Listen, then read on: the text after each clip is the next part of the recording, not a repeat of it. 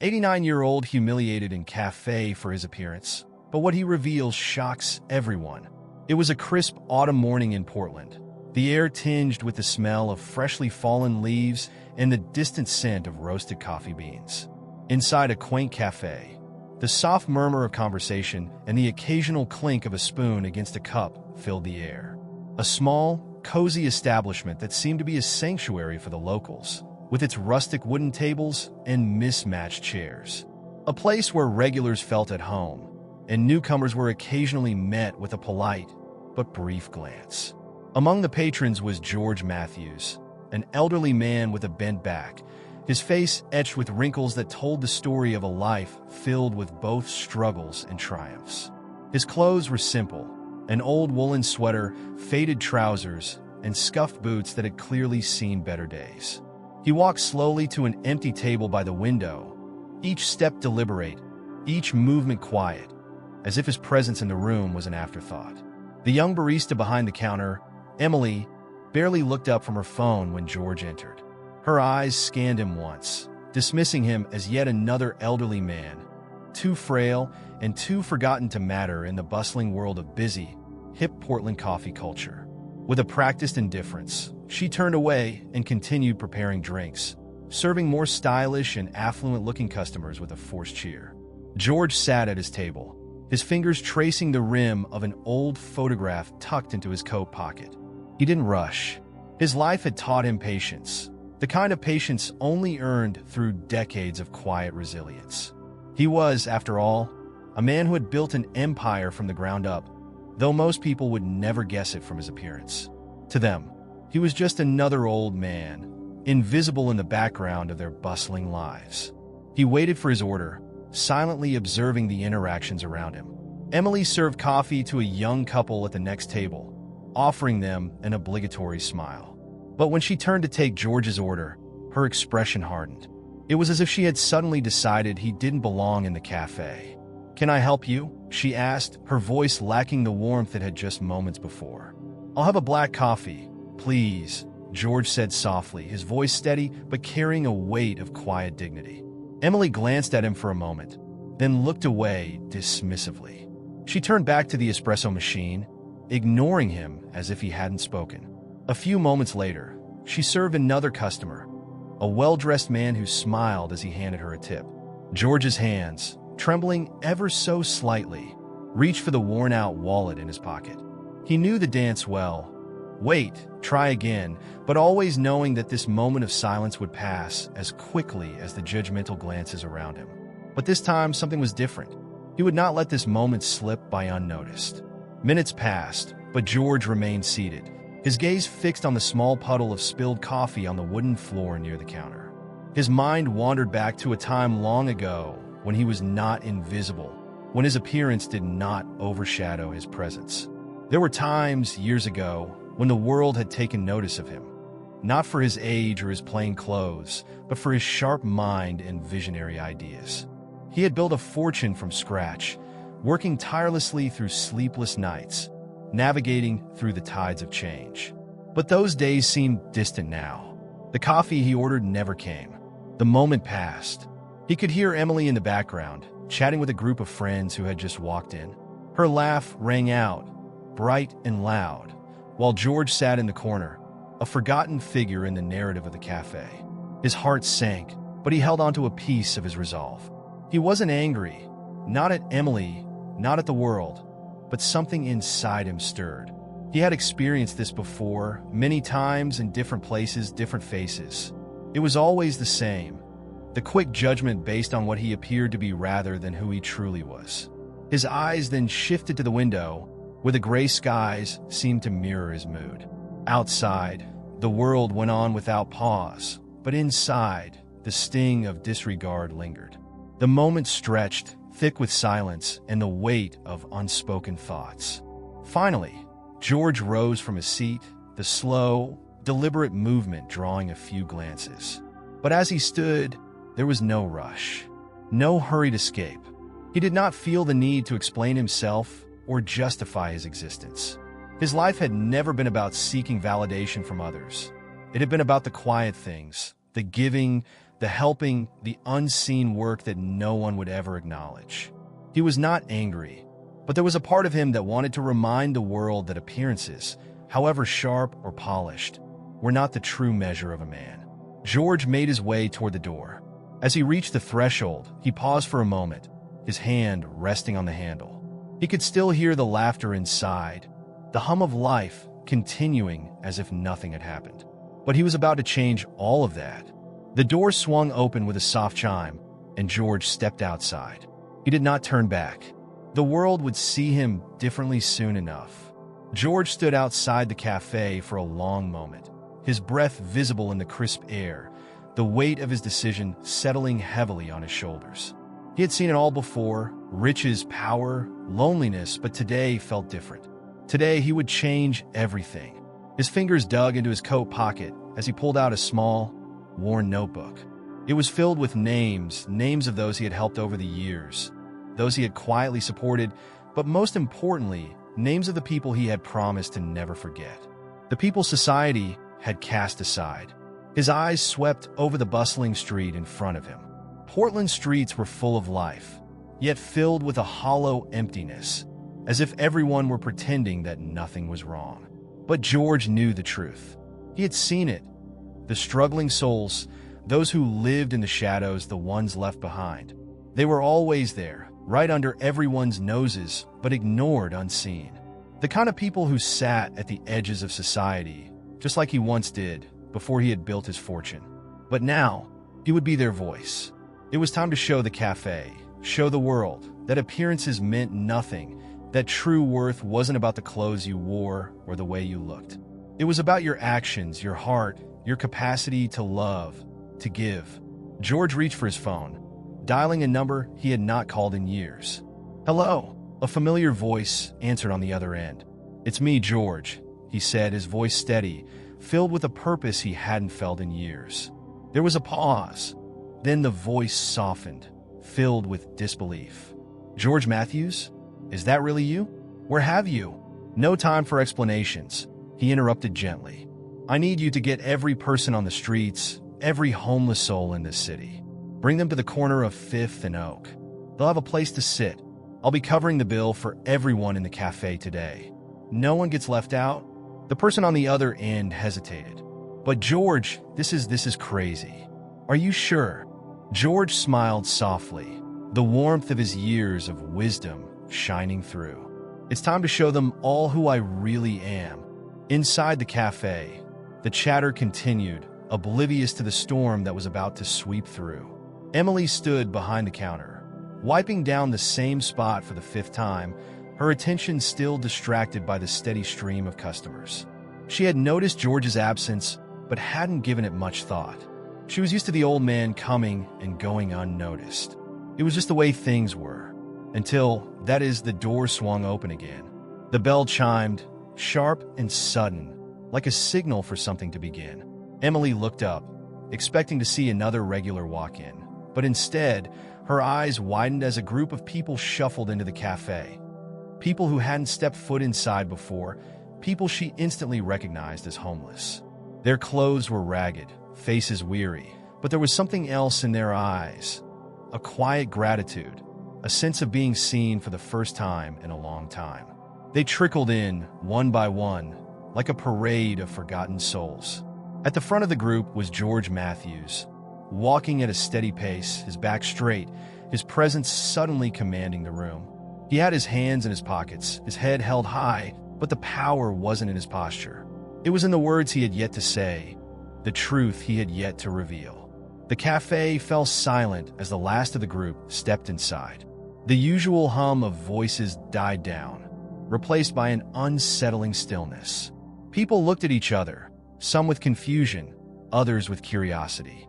Emily stood frozen behind the counter, her hands shaking slightly as she glanced back at George. He nodded to her once, his face calm, almost serene, before walking over to the center of the room. "I'm paying for everyone's order today," George announced, his voice rich with authority, but gentle enough to carry a message of compassion. "Everyone here, no exceptions. The bill is on me." For a moment, there was silence, a long, heavy silence. People glanced nervously at each other, unsure of what to do, as if the world they knew had suddenly shifted into something they couldn't understand. Then, murmurs began to ripple through the cafe. "What's going on?" a woman asked, her voice barely above a whisper. "Is this a joke?" another man questioned, staring at George as though waiting for him to reveal some hidden camera. George stood there for a moment, allowing the questions to hang in the air. And then, with a deep breath, he spoke the words that would change everything. "My name is George Matthews," he began, his voice clear, strong. "And I have lived a life that most of you will never know. But today, I want to show you something you may never have seen before. It's not the wealth that matters. It's the love and compassion you have for others. I made my money, but today I'm giving it all away. Every penny. All of it will go to those who need it most." The room fell into stunned silence.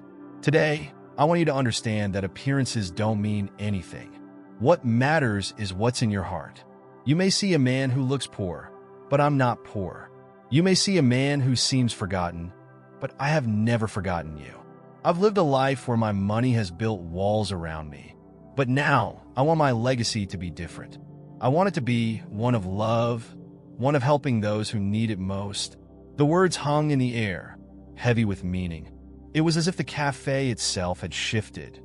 No longer a place of quiet judgment, but a place of realization, a place where the truth was finally being seen. The cafe remained eerily silent after George's declaration. His words had hit the air like a stone tossed into a quiet pond, creating ripples that spread slowly but undeniably. The group of homeless individuals stood still, their presence somehow becoming the focal point of the room. People stared at them, unsure of how to react, as if they had just stepped out of another world.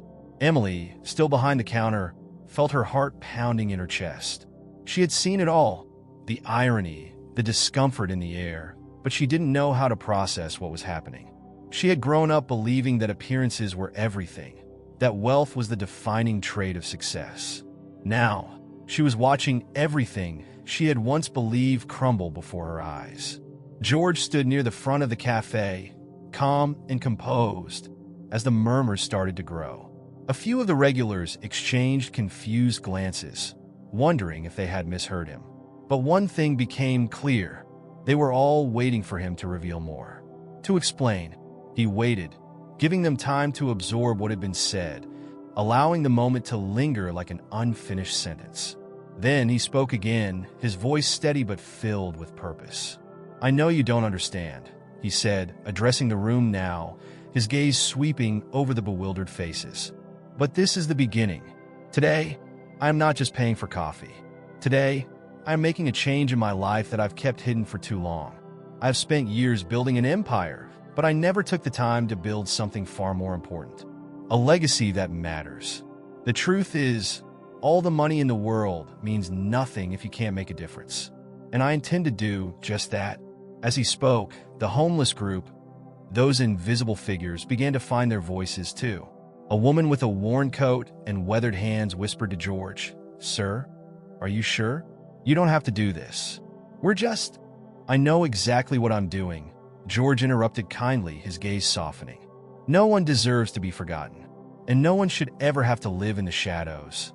The young man who had stood silently beside her nodded, his eyes glistening with unshed tears. "Thank you," he said, his voice shaking with the weight of gratitude. "You have no idea what this means."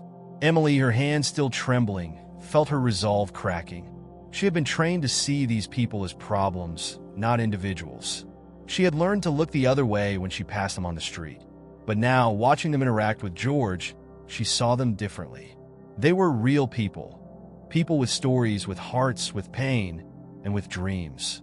And here was George, a man she had almost dismissed, standing in front of her, proving that appearances were a false measure of value. A regular customer, a woman who had been sitting in the corner quietly observing, finally spoke up. Her voice, though hesitant at first, held the weight of reflection. "George, I don't know if I understand what you're trying to do, but I've been coming here for years. I've never once spoken to anyone like them." She gestured toward the homeless group. "But what you're doing, it's beautiful. I don't know how to help, but I want to—" George turned toward her, his eyes kind. "It's simple," he he replied, his voice calm but filled with urgency. "It starts with seeing each other, with treating people as equals, with not turning a blind eye. What I've built isn't just for me. It's for all of us." And just like that, the atmosphere began to shift. The tension in the room, once thick and suffocating, began to dissolve as the realization set in. The customers, those who had once been too preoccupied with their own lives, began to look at one another, at the homeless individuals, in a new light. They saw them not as strangers, but as fellow human beings. The shift was subtle but undeniable, a change in perception that could never be undone. George's presence had done what few things could. He had turned the tables of judgment. He had shown them that wealth was not defined by material things, but by the richness of one's character. And as the cafe began to fill with the quiet murmur of conversations that now included the people who had once been invisible, the world outside seemed to hold its breath, as if waiting to see what would happen next. The coffee began to flow again, but the energy in the room had shifted completely. The homeless individuals who had once been ignored by the bustling crowd now sat at the tables, accepted and included in a way they hadn't been in years. George Matthews, the man who had so long been invisible to the world, had made them visible. And in doing so, he had made himself visible too, not for his wealth, but for his heart, for his willingness to give, not just to those he knew, but to those he had never met. Emily watched from behind the counter, her mind a whirlwind of thoughts. She had always believed she knew what mattered. She had been taught that appearance was everything, that status was the key to respect. But here, today, before her very eyes, George had proved her wrong. He had shown her that true worth came from the soul, from the compassion you showed to others. As the cafe buzzed with new life, George sat at the counter, sipping his coffee in quiet contemplation. The owner of the cafe, who had been absent when the initial events unfolded, arrived moments later, his face a mix of confusion and awe. He had heard whispers about George's generosity, but seeing it firsthand left him speechless. "George," the cafe owner said softly, still processing the change in the air. "I don't know what to say. This is unprecedented." George looked at him, his eyes calm. "You don't have to say anything. Just do better. We all have a chance to make things right. It's never too late." And in that moment, George Matthews understood something he had never realized before. Giving wasn't just about the money. It was about making a difference, about leaving a mark on the world that was far deeper than anything wealth could buy.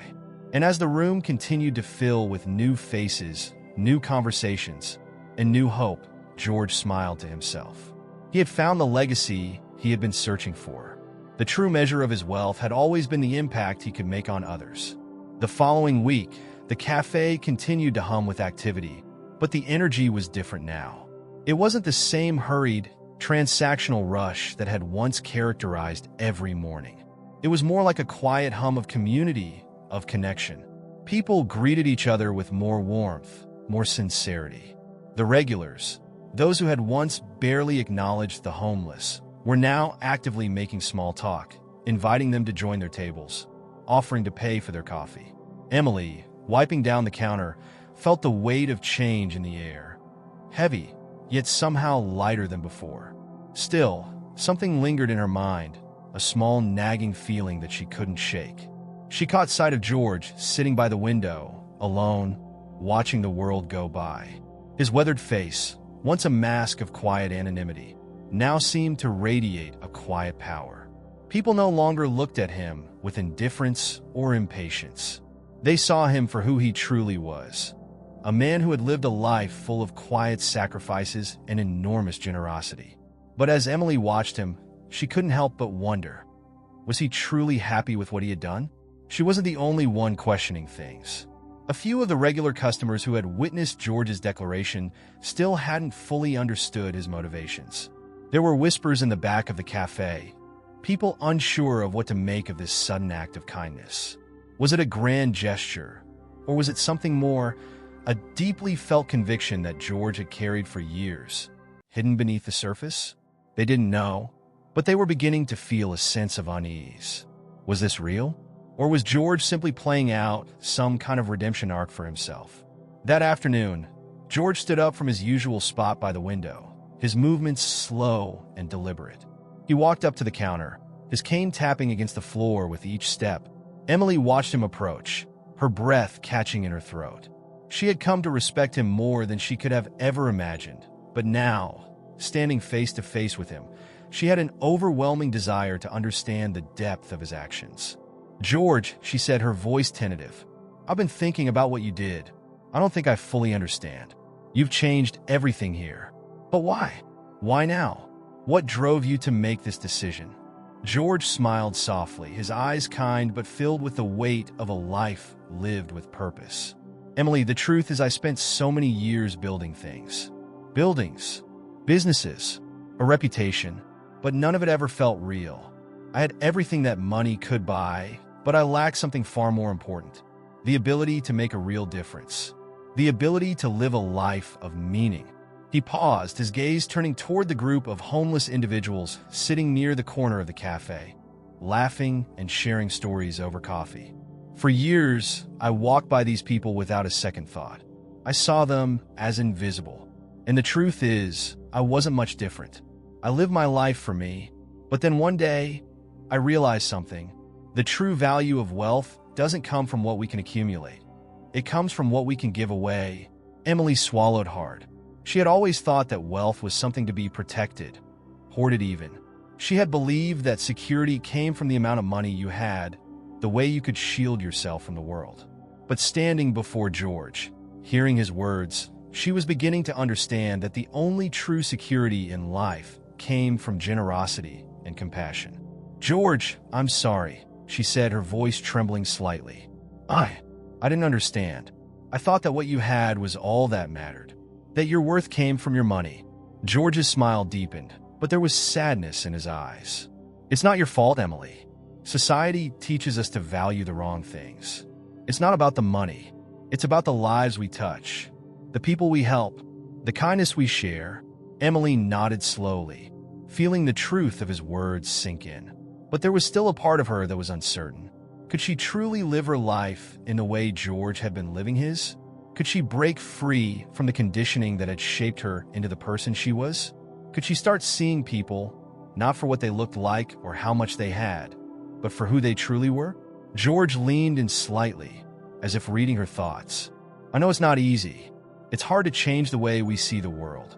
But it starts with small steps. It starts with opening your eyes." The cafe seemed to grow quieter, as if the very walls were holding their breath, waiting for something, anything, that would signal a shift in the world outside. The small ripple George had created had begun to grow. People were starting to question their assumptions, to reconsider the way they treated those around them. But the journey was far from over. It wasn't just George who needed to change. It was everyone. The real work had only just begun. By the time the sun dipped below the horizon, casting a golden glow over the cafe, the atmosphere had shifted once again. The patrons, once hesitant and unsure, now engaged with the homeless guests in genuine conversation. There was no more awkwardness, no more distancing. The walls between the haves and the have-nots had started to crumble. The cafe had transformed from a place of division into a space of unity, a symbol of what could happen when people were willing to open their hearts. George had left for the day, his presence still lingering in the air like the warmth of the sun after it had set. As Emily cleaned the counter, she couldn't help but reflect on everything that had happened. She had always believed that change came slowly, in tiny increments that hardly made an impact. But George had shown her the truth. Change could come in an instant. It could be sparked by a single act of kindness, a single moment of realization. But there was a cost to change, wasn't there? Emily knew that what George had done was more than a generous gesture. It had been a call to action, one that challenged everything she had ever believed. And now, as she stood alone in the cafe, she felt the weight of that challenge pressing down on her. Was she ready to embrace it? Could she let go of everything she had known and take that first step into the unknown? The cafe had become a reflection of the larger world, a world that was fractured, divided, and filled with people too afraid to cross the lines that separated them. But perhaps, just perhaps, George had given them a glimpse of something better, something more meaningful. But what would it cost them to truly change? The following days brought an overwhelming sense of calm to the cafe. It was almost as though the very air had changed, thicker with purpose, lighter with hope. Emily couldn't stop herself from noticing how the cafe had become a haven, not just for the regulars, but for everyone. The homeless who had once huddled in corners, ignored and dismissed, were now part of the rhythm of the space. The change was undeniable. People were speaking to them, laughing with them, even making plans to meet outside the cafe. It was as if a veil had been lifted, allowing them to see each other in a new light. One morning, as the sky over New York began to show the first hints of dawn, Emily walked into the cafe to prepare for another day. The door opened behind her with a gentle chime. She didn't need to turn around to know who it was. George's presence had become a constant, a reassuring figure in a world that often seemed uncertain. "Morning, Emily," he said softly, walking to his usual spot by the window. His voice held no judgment, just warmth, a quiet reminder of the humanity they had so often overlooked. Emily smiled as she began wiping down the counter. "Morning, George. The place feels different now, doesn't it?" "It does," he replied, a hint of a smile touching his lips. "But it's not about the cafe, Emily. It's about what happens when we start looking at people differently. When we stop judging others by what we think we see." She paused, her rag still in her hand, and looked at him. There was a weight in his words, but it wasn't one of regret. It was the weight of knowing that the world needed to change, and that he had started that process one person at a time. "You really think we can change this world, George?" Emily asked, her voice barely above a whisper. "I mean, isn't it just too big? Too broken?" George's eyes flickered for a moment, as if remembering something long buried. Then, with an almost imperceptible nod, he said, "The world is big, Emily. But change doesn't start with the world. It starts with us. It starts with the small things, with the way we look at someone we've never really seen before, with the way we decide to reach out when we could just walk away." As he spoke, a few regulars entered the cafe, greeting George with familiarity and respect. They had begun to understand what he had done for them, not just with his money, but with his heart. His quiet generosity had rippled out, changing the way they saw themselves and others. People had started to be kinder, more patient, more willing to listen. But there were still those who hadn't quite grasped the full impact of George's actions. Emily noticed a woman sitting at the counter, glancing at George, but not meeting his eyes. She looked uncomfortable, perhaps out of place. Emily knew the look. It was the look of someone who wasn't sure how to reconcile the changes around them. She hesitated, then walked over to her, her voice tentative. "Can I get you something, ma'am?" The woman shifted, her eyes darting to George before returning to Emily. "Ah, I'm fine. Just thinking." Emily nodded, sensing the woman's unease. She had seen this before. People had a hard time accepting that someone like George, a man who had once been invisible to them, could now be a source of change. It wasn't just about money or charity. It was about confronting the discomfort of looking at someone differently, seeing beyond the surface. And that was hard. George had become a symbol, but symbols were easily misunderstood. Emily had witnessed firsthand how some patrons had begun to whisper, questioning George's motives. Was it truly generosity, or was he just seeking attention? Was he trying to make up for some past mistake? But Emily had learned to stop questioning. She knew that people who made a difference didn't always have the answers. They didn't need to justify themselves. They just did what they knew was right. Just then, a man entered the cafe, young, disheveled, wearing a jacket far too thin for the cold. Emily's heart skipped a beat. He was new. She had never seen him before, and something about the way he carried himself told her that he wasn't like the usual crowd. He was different, more anxious, more hesitant. George noticed him immediately, his eyes narrowing as he observed the young man. Without a word, George stood up, his cane tapping softly against the floor as he made his way toward the new arrival. The cafe fell silent. The regulars, who had grown used to George's quiet leadership, watched with a mixture of curiosity and respect. "Hello, son," George said, his voice steady but warm. The young man looked up, startled. I'm sorry, I don't have any money," he stammered. George smiled, his face softening. "You don't need money here. You just need to be human." The words hung in the air for a moment, as if the entire cafe was holding its breath. Emily watched, her heart swelling with emotion. George didn't see the man's ragged appearance. He didn't see the dirty coat or the worn shoes. He just saw a person, and that, Emily realized, was the greatest gift he could give, to see others for who they truly were, not for what they had or didn't have. The young man hesitated, then sat down at the counter. George, without a second thought, sat beside him. The others slowly began to speak, reaching out to him, offering him coffee, a warm meal. And just like that, the cafe became something more. It became a place where no one was invisible, where no one was left behind. As the day wore on, Emily realized that George's true legacy wasn't just in the donations he had promised. It wasn't in the money or the grand gestures. It was in the way he had opened the door for others to see each other, to really see each other for the first time. And as she watched the cafe become a community, she knew that the change had only just begun. The next few days were marked by a shift, an almost imperceptible change that began to ripple through the entire neighborhood. The cafe, which had once felt like a simple business, now felt like something more, a gathering place for souls who needed to be seen, heard, and cared for. The people who came here now didn't just seek caffeine or food. They sought connection. The impact of George's decision to reach out had grown beyond just the cafe. People in the neighborhood had begun looking at one another differently, offering help where they once might have turned a blind eye. In the streets, on the subway, in the shops, it was as if a collective realization had settled over the city. The homeless, once invisible, were suddenly visible.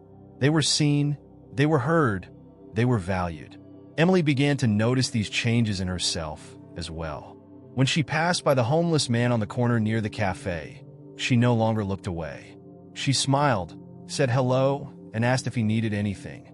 It felt strange at first, like stepping into a new role, but it was a role she had been born to play. She was no longer just a waitress at a cafe. She was a part of a larger movement, one that had begun with George's quiet generosity, but was now moving forward with an unstoppable force.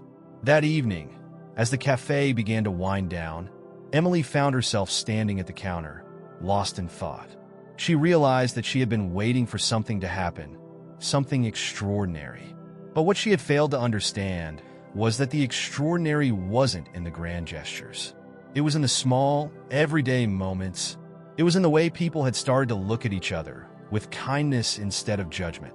It was in the shift in perspective that had begun, one cup of coffee at a time. The days that followed seemed to blur together, as if the ordinary had been painted with new colors. The cafe had become a place where transformation happened quietly, yet powerfully. As more faces began to fill the once empty tables, the regulars who had been there from the start couldn't help but notice how different everything felt. There was a quiet peace in the air, a deep-rooted calm that radiated through the worn wooden floors and against the polished counter. Even the air tasted different, fresher, lighter, as though the entire space had been infused with a sense of belonging. George sat by the window every morning, watching as life outside moved by, unaffected by the changes inside the cafe. But for him, it wasn't just the cafe that had changed. It was the entire neighborhood. He knew that the shift hadn't been sudden.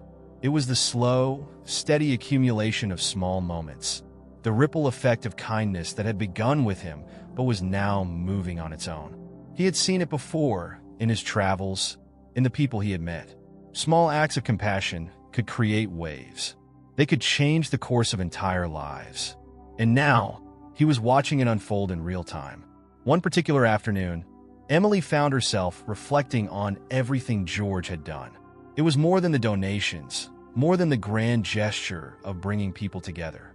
It was the way he made people feel they weren't invisible anymore.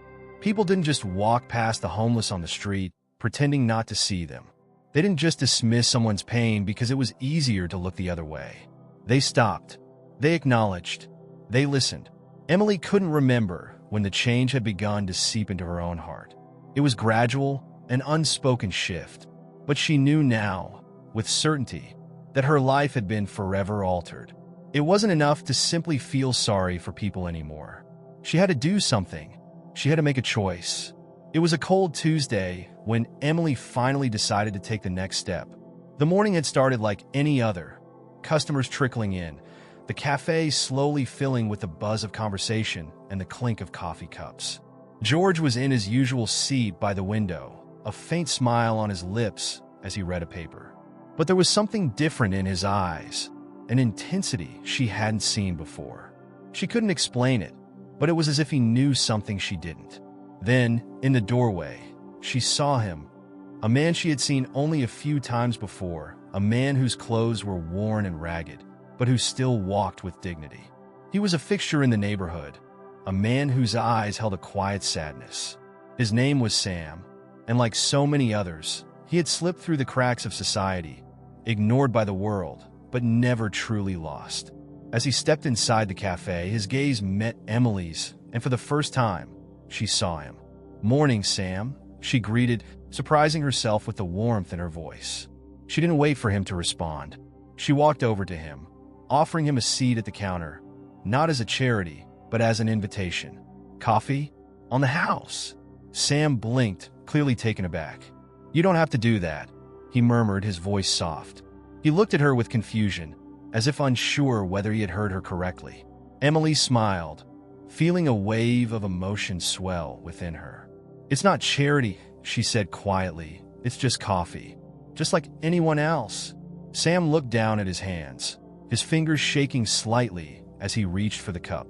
He didn't know how to accept this simple kindness, but he was grateful all the same. As he took a sip of the steaming coffee, a tear slipped from his eye, a quiet testament to the pain he had carried for so long.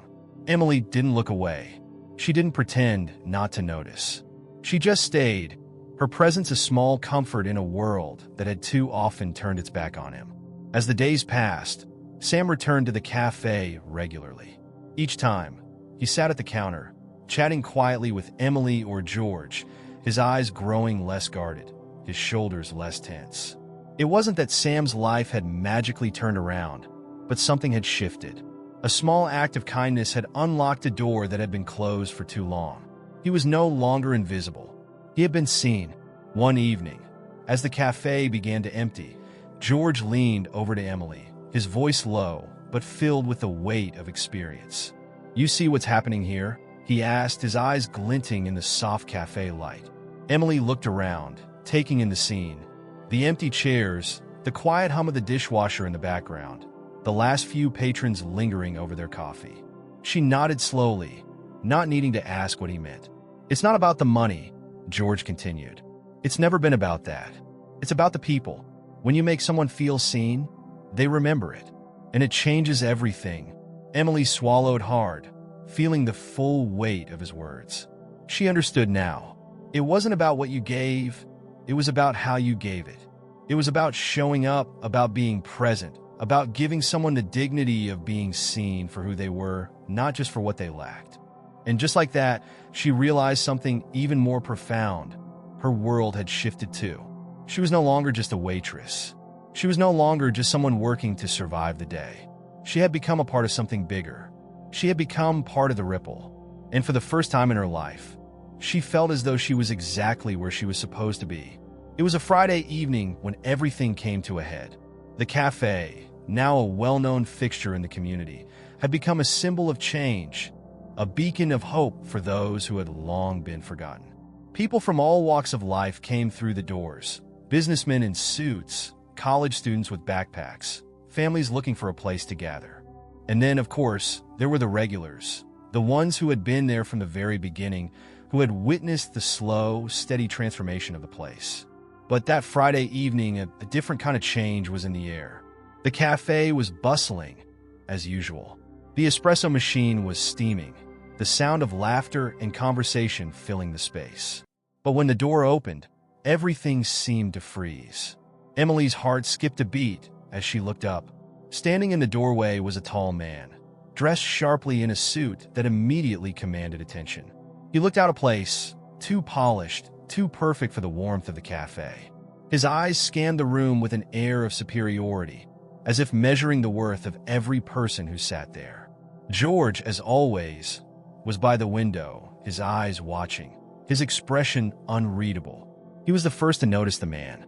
Emily's breath caught in her throat as the stranger made his way toward her.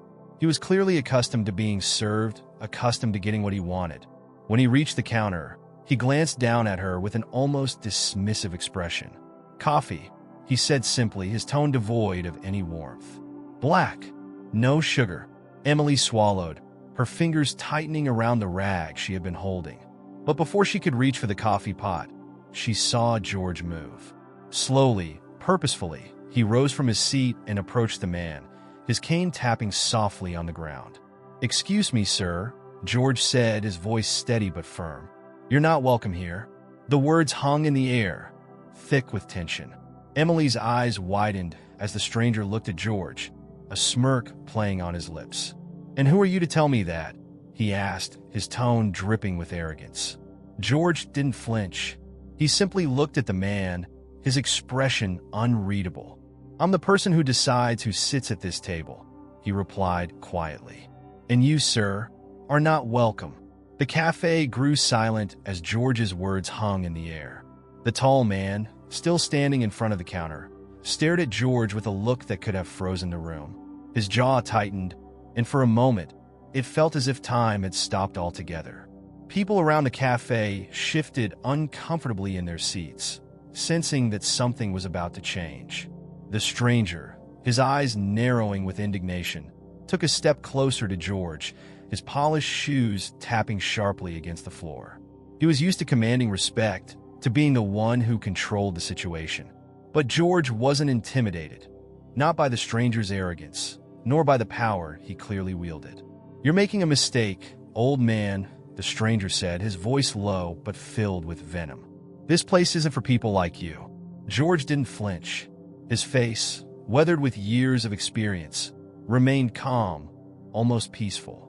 His voice, when he spoke again, was not loud, but it carried an undeniable weight. "You're wrong. This place is for people like everyone," George said, his words firm but without malice. "It's for the ones who don't turn their backs on others. It's for the ones who understand that we're all human, no matter where we come from or what we have." Emily watched the scene unfold, her heart beating faster as she wondered how this would play out. She had seen George stand up for others before, but there was something different about this moment. The stranger wasn't just any customer. He represented everything George stood against. His entitlement, his disregard for others, his belief that people were defined by their wealth. It was all a direct challenge to what George had worked so hard to create. The stranger scoffed, clearly unimpressed. "You think you're some kind of hero, don't you? Giving out free coffee, playing the part of the savior. I've seen men like you before. They end up forgotten, just like everyone else." George's eyes never wavered. He stood his ground, his presence commanding, even in his age. "You're right about one thing," George said quietly. "Men like me are often forgotten, but the people who matter are never forgotten. You'll remember this moment for the rest of your life, and so will everyone else in this room." There was a long pause. The stranger seemed to be weighing his options, his anger building, but there was something in George's calmness that made him hesitate. It wasn't just defiance. It was a quiet strength, the kind that only came from a lifetime of experience and wisdom. "I don't need this place," the stranger finally spat, turning on his heel. He strode out of the cafe, his footsteps echoing in the silence he left behind. The door slammed behind him, and the room exhaled, as if a collective breath had been held for far too long.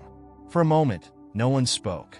Emily stood behind the counter, her hands still trembling, her mind processing what had just happened. George had stood up to that man, had stood up for the very principles the cafe represented. He had done what so many people in positions of power refused to do. He had called out injustice, not with violence, but with simple, undeniable truth. And in doing so, he had won. Emily looked at George, her admiration for him deepening. She had always known he was different, but now she saw him in a new light. He wasn't just the man who bought coffee for the homeless or who spoke kindly to everyone who came through the door. He was the man who had the courage to stand up when no one else would. He was the man who believed in the value of people. Not their money, not their status, but their humanity. The cafe slowly began to fill with voices again, the tension lifting as if a weight had been removed. People were talking, laughing, going about their business. But there was a new sense of respect in the air, a quiet acknowledgement that something important had just happened. As Emily continued to serve coffee, she couldn't help but think about the message George had sent. This wasn't just a cafe anymore. It was a place where people were seen.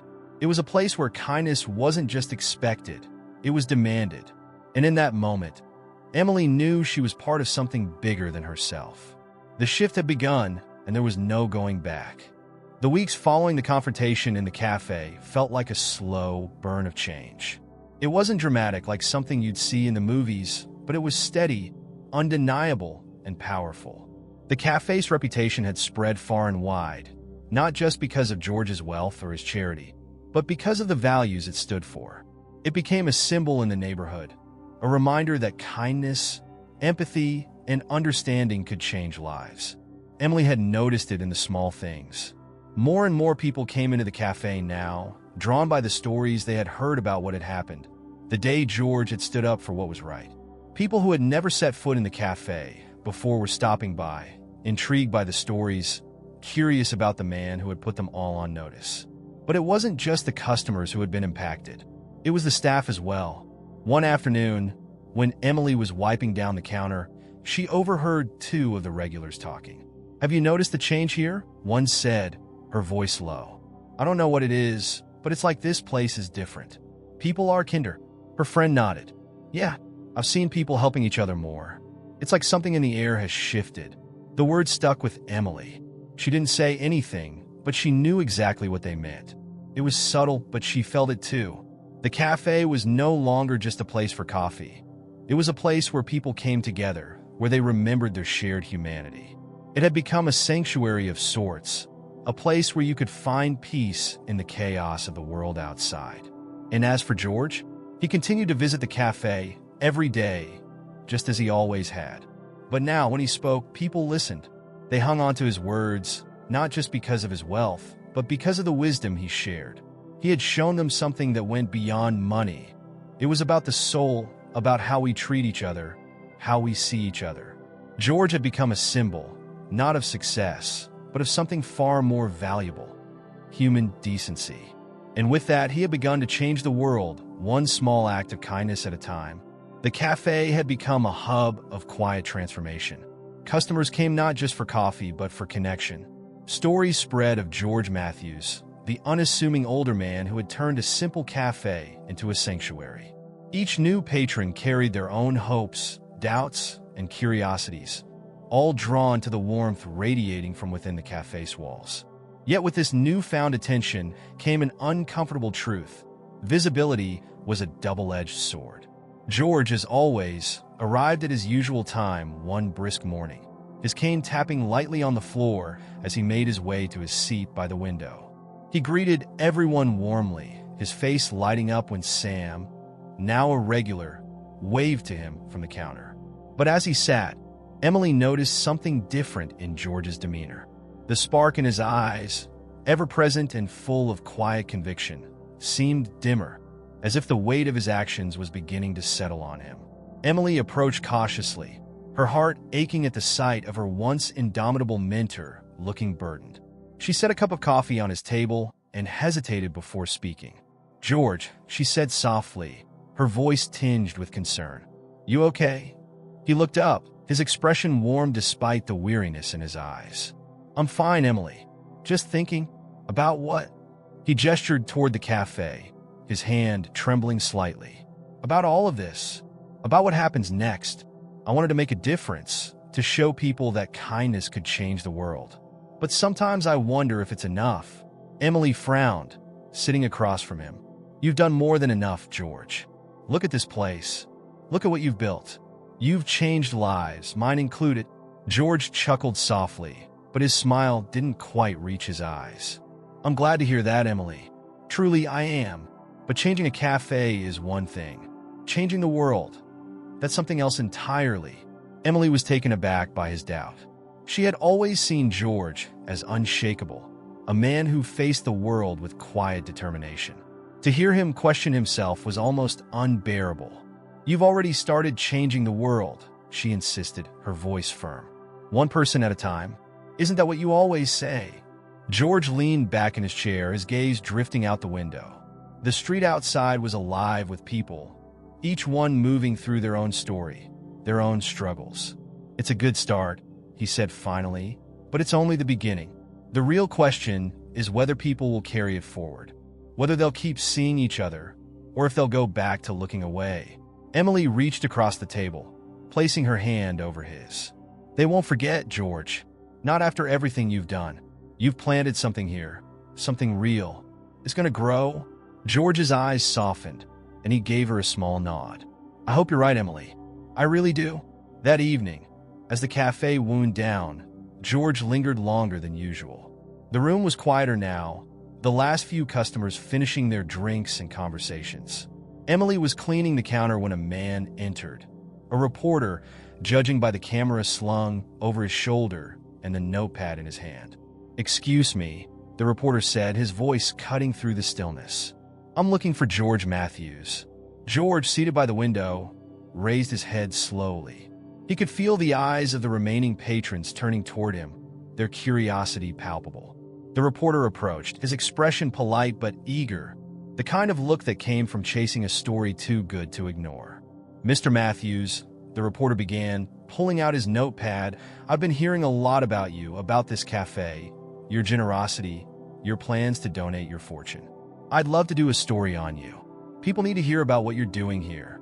George's face remained calm, but Emily noticed the faint tightening of his jaw, the subtle shift in his posture.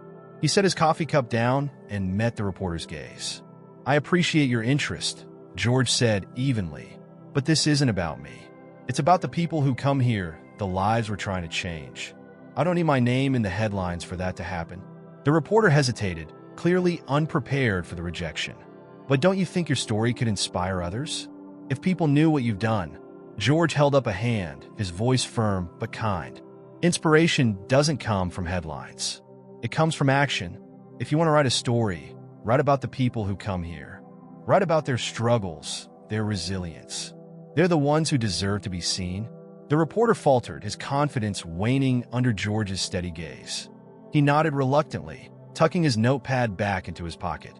"I understand," he said quietly. "Thank you for your time." As the reporter left, the cafe fell silent once more. Emily watched George closely, her heart heavy with admiration and concern. He had given so much, and yet he asked for nothing in return. Not recognition, not praise, not even gratitude. But she wondered how long he could carry the weight of his mission without breaking. Later that night, after the last customer had gone and the doors were locked, Emily found George still sitting by the window. The streetlights cast a soft glow over his face, highlighting the lines etched into his skin, the years of wisdom and sacrifice that defined him. "You didn't have to turn him away," she said gently, sitting across from him. George smiled faintly, his eyes meeting hers. "I did, Emily. This isn't about me.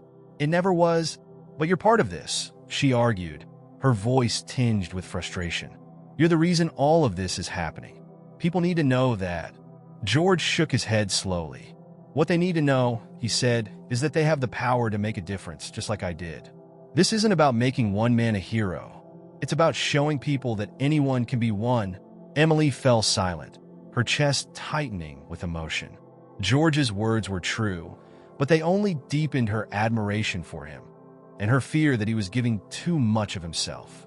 "You've given so much," she said finally, her voice trembling. "Don't you ever wonder if it's enough?" George looked at her, his expression soft but resolute. "It's not about what's enough, Emily. It's about what's right. And as long as I have something to give, I'll keep giving." The weight of his words settled over her like a heavy blanket, filling the room with a quiet intensity.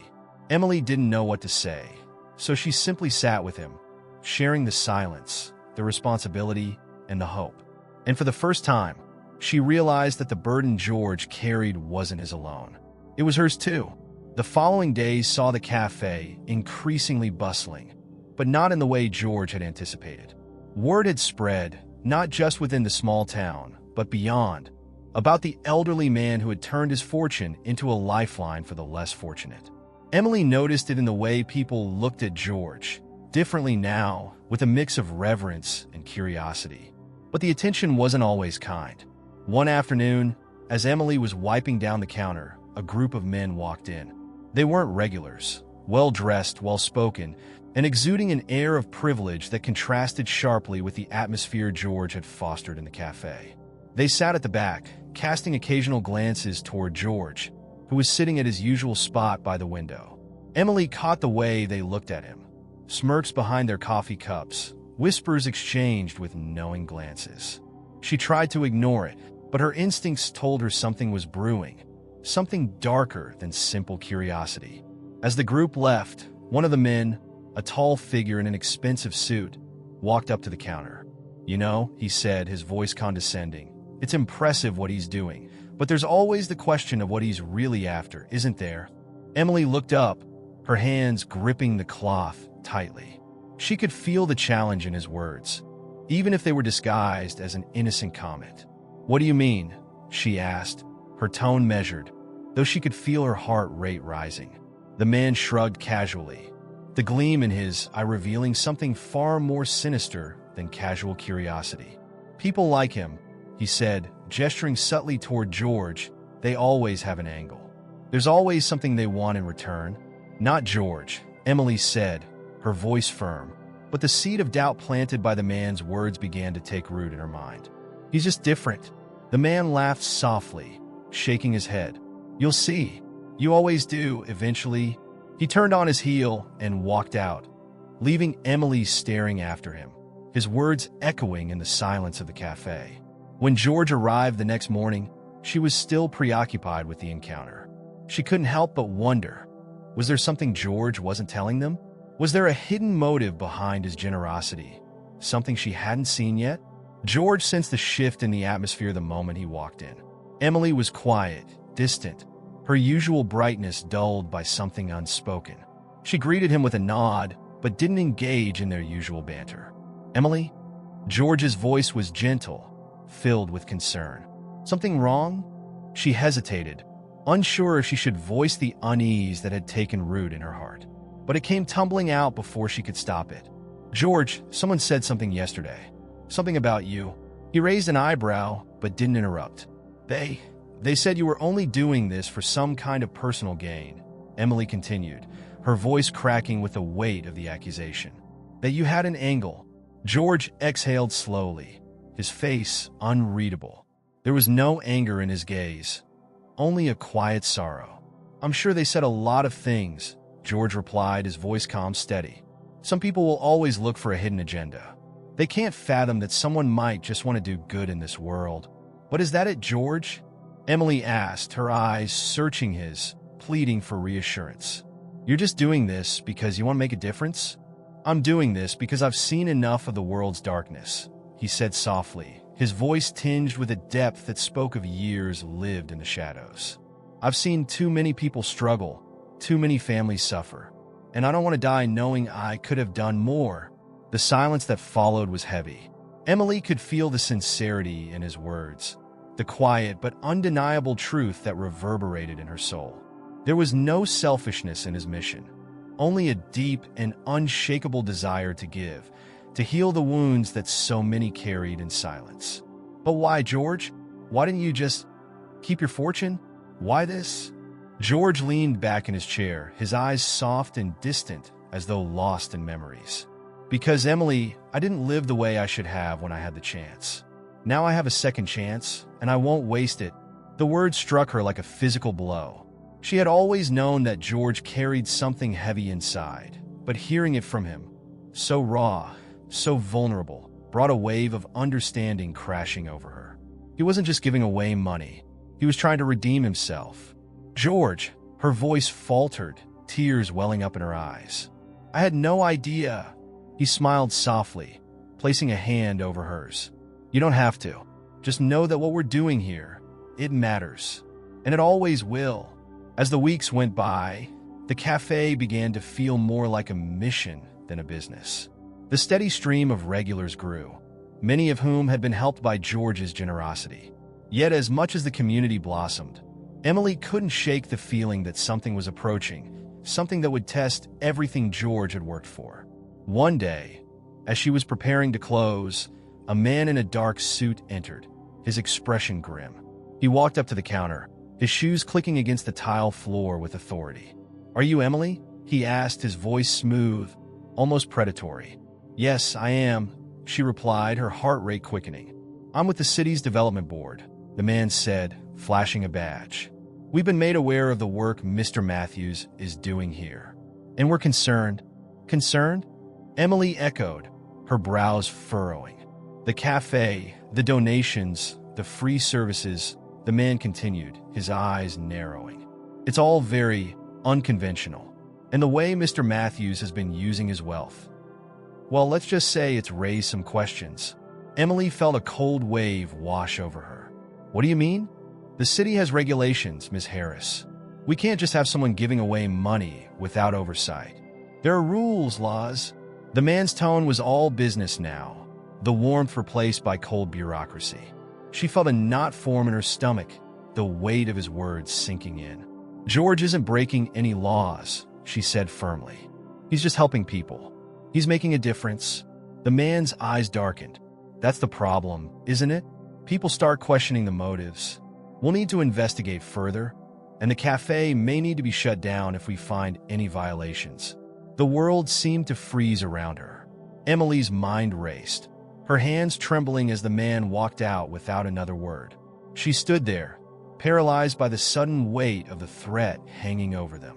She looked at the empty cafe, the walls that had witnessed so much transformation. But now it felt different. It felt fragile. George had always known that change came at a cost, but she wasn't sure he'd prepared for this. The days following the visit from the city official were heavy with uncertainty. Emily couldn't shake the feeling of impending doom that had settled in the cafe. Every time she walked past the tables where George's supporters had once gathered, their smiles now felt like distant memories. The atmosphere in the cafe, once warm and alive with the sound of laughter and gratitude, had grown eerily quiet.